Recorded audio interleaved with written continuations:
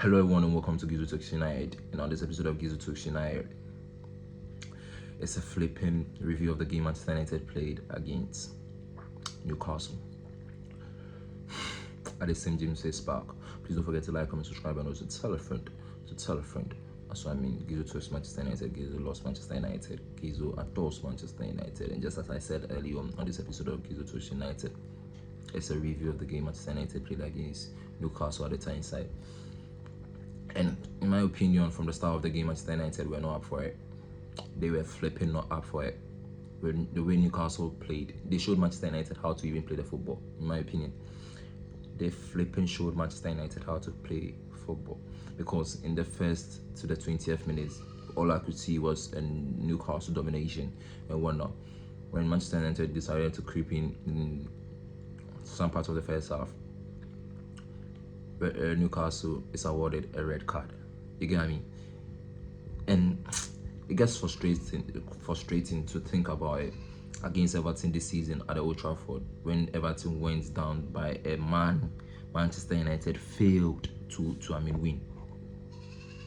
And this game against Newcastle also, they couldn't even gather motivation from the last game, from the Everton game. And this one, I'm saying it's on the flipping players.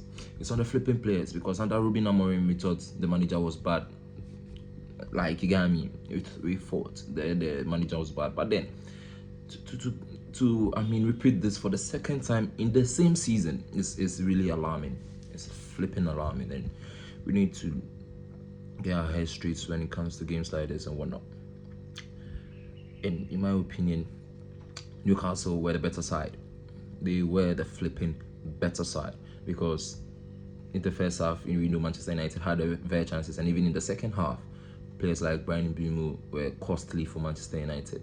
Matheus Cunha is also becoming underwhelming. They are all becoming underwhelming. Our attackers are getting underwhelming. Amad Diallo also came in the second half and was really underwhelming. But before I come into the second half, when Manchester United conceded through a penalty, they came back through a free kick where Casemiro scores from a Bruno Fernandes assist. A brilliant goal by all standard, and that was good. But with the numerical advantage of Manchester United, we could have at least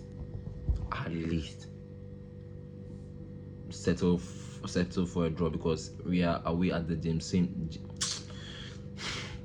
we were away at the St. James's Park. You get what I mean? We could have at least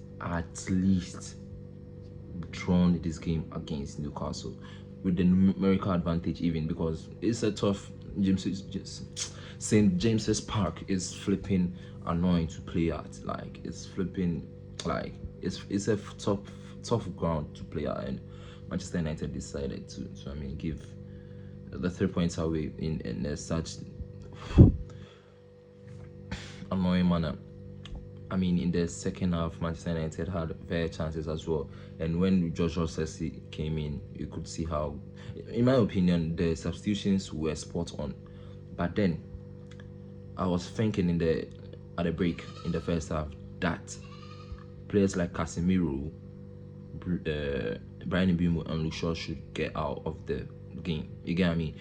Even before the game against Newcastle, I said in my preview that Casemiro doesn't have the legs against this Newcastle midfield, so it's better for Manuel Ugarte to start back, because we don't believe in him.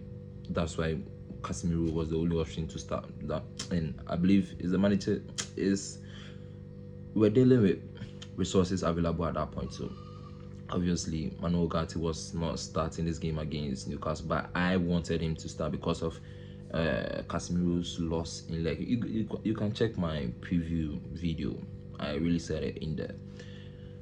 And then in the second half, just as I was thinking that the subs of Bryan Mbeumo, Luke Shaw, and Casemiro would come on, it came on, but it came on really late. In the 50th to 60th minute, we saw Luke Shaw get out of the game alongside Casemiro, and it didn't yield any proper results. In the end, Jose Mazraoui had to come out because he was out. He was injured.